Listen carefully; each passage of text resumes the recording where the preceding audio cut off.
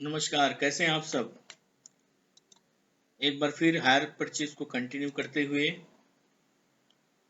Second case पे हम आज चर्चा करेंगे। ये न्यूमेरिकल क्वेश्चन जब हमें cash price paying cost question में न दिया हो परंतु इंटरेस्ट रेट दिया है, डाउन पेमेंट दिया है, इंस्टॉलमेंट दिया है, तो हम एक क्वेश्चन को कैसे सॉल्व करेंगे, आइए देखते हैं। जब अपने पास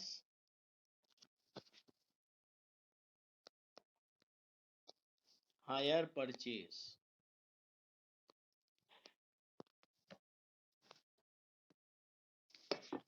जब अपने पास सेकेंड केस डिस्कस कर रहे हैं अपन आज। पहला केस क्या देखे थे? पहला केस हम देखे थे जब हमको सब चीज दिया हो। क्या? टोटल केस पेमेंट जो करना है, रेट ऑफ इंटरेस्ट क्या रहेगा, डाउन पेमेंट कितना है, इंस्टॉलमेंट कितना है, जब हमको सब दिया रहता है। ठीक है। सेकेंड केस जो हम आज देख रहे हैं, इसमें हम ये देखेंगे कि जब हमको प्रश्न में रेट ऑफ इंटरेस्ट दिया है। आज कौन सा मेथड देख रहे हैं? आज हम देख रहे हैं when, जब rate of interest is given,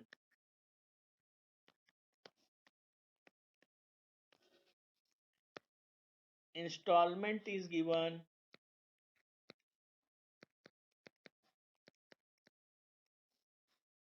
down payment is given,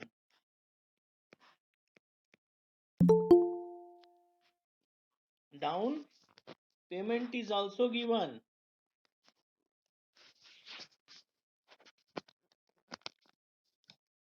but cash price is missing, नहीं दिया है। ठीक है। तो जब हमको कैश प्राइस नहीं दिया है, जब हमको कैश प्राइस नहीं दिया है, तो हम क्या करेंगे, कैसे करना है, उसी को अपन आज इस प्रश्न के माध्यम से यहाँ देखेंगे बेटा। ठीक है। लिखिए, एग्जाम्पल लिख लीजिए एक। मान लो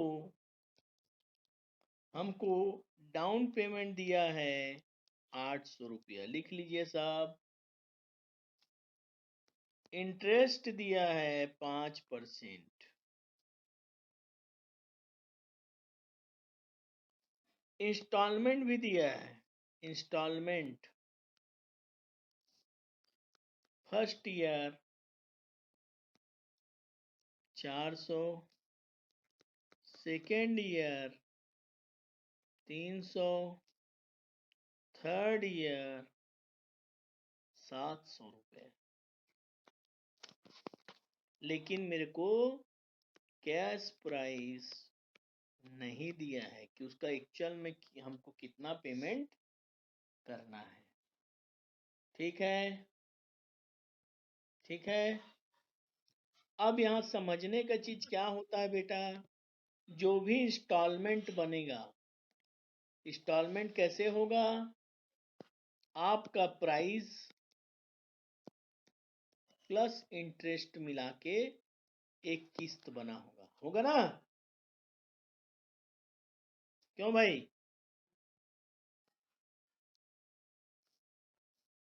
प्राइस और उसको मिला के हमको किस्त बना होगा। ठीक।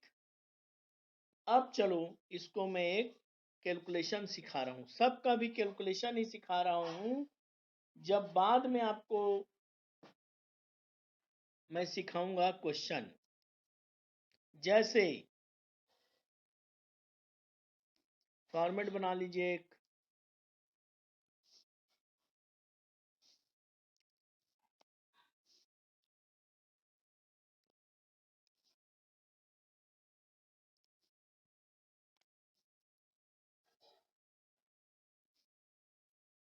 ये टेबल है, समझ लो, है ना। एक अपना समझने के लिए कैलकुलेशन टेबल है। ठीक है, क्या है? कैलकुलेशन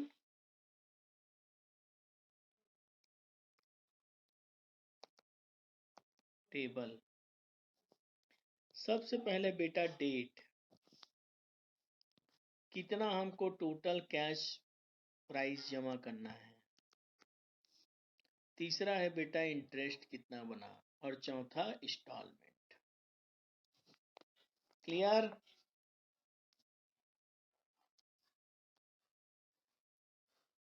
अब देखिए, सबसे पहले हमने 800 रुपया डाउन पेमेंट किया कि नहीं किया? जिस पे कोई इंटरेस्ट नहीं लगा, ये मेरा इंस्टॉलमेंट हो गया। ठीक है बेटा, कभी भी जब हमको कैश नहीं दिया रहता है तो हमको गणना हमेशा नीचे से करना पड़ता है। कहाँ से करना पड़ता है? नीचे से। कैसे करेंगे? देखिए, फर्स्ट ईयर का किस्त कितना है? 400। ठीक है भाई। सेकेंड ईयर का किस्ती कितना है?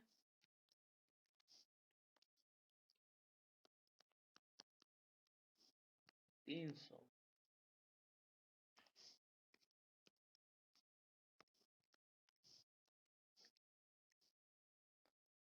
और थर्ड ईयर का किस्ती है कितना? 700 रुपया। तो जो हम गणना करेंगे बेटा, वो हमारा गणना यहां से चालू होगा। ठीक, तो हमेशा पहले हम, जब हमको मूल रकम निकालना है तो हम कैसे करेंगे? हम हमेशा instalment plus interest equals to cash price होता है कि नहीं होता है? तो जो ये 700 रुपया का मैं इंस्टॉलमेंट पे कर रहा हूं, इस 700 रुपए में इंटरेस्ट प्लस होगा कि नहीं होगा? बोलो जोर से।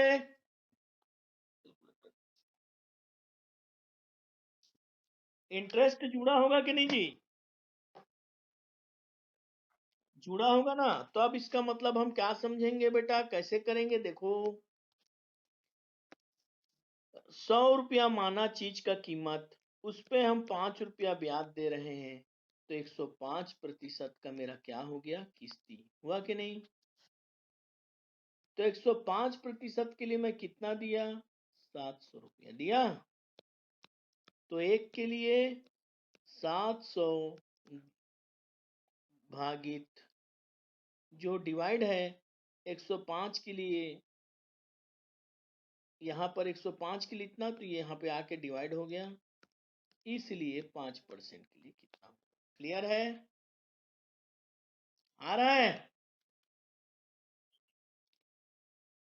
तो 700 रुपया डिवाइडेड बाय 105 गुणित 5 करेंगे तो हमारा ब्याज का रकम 5%। क्या है? ब्याज। ब्याज का रकम कितना हो गया?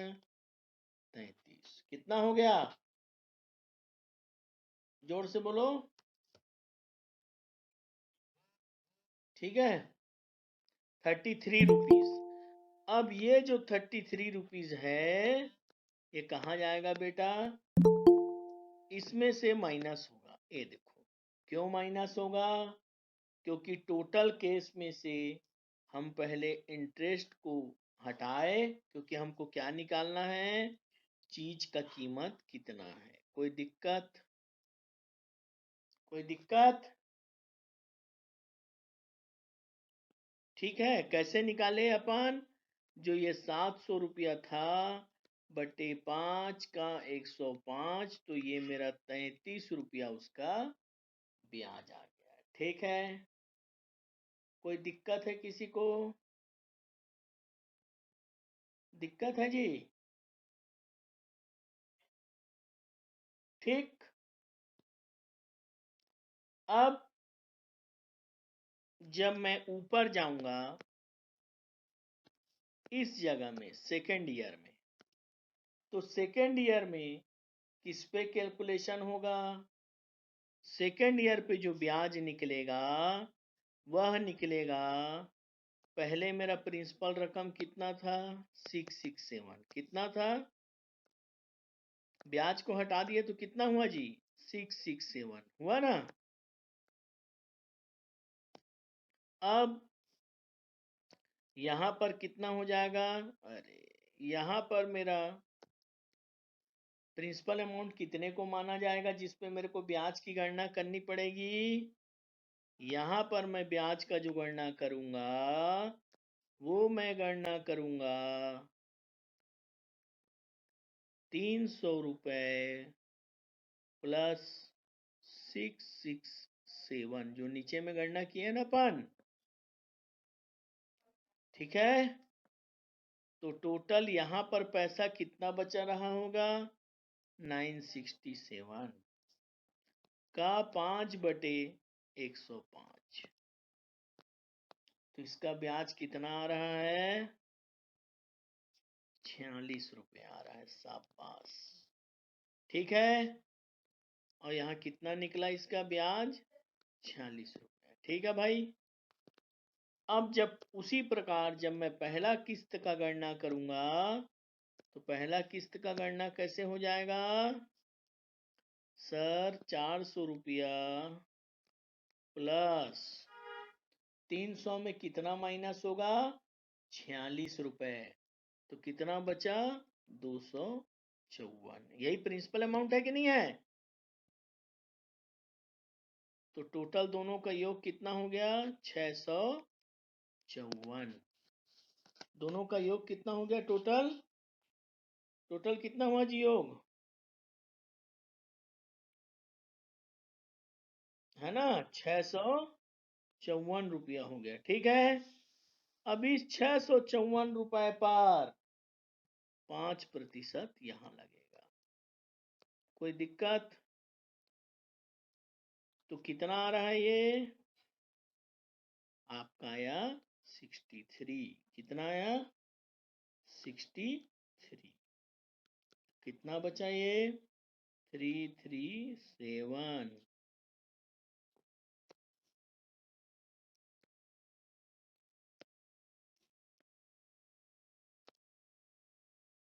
कितना बचा? 337।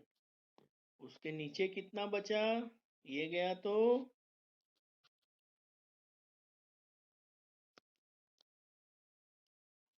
कितना बचा था ये? 254। उसके नीचे कितना बचा? ये। ठीक है, ठीक इस प्रकार हमने क्या किया? अब यहां देखिए 800 डीपी पेमेंट किए। पहला किस्त कितना का था?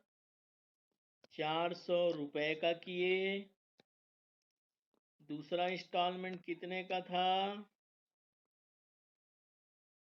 300 रुपए का किए। तीसरा इंस्टॉलमेंट कितने का था? 700 रुपए का किए। इस प्रकार से इसका टोटल कितना हुआ? 800। देखो बेटा,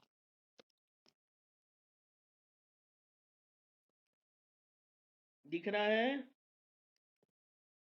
कितना कितना हुआ? 800, 400, 300, 700 बराबर 2200। समझ में आया कि नहीं आया? आया जी? आया बेटा? ब्याज कितना हो गया?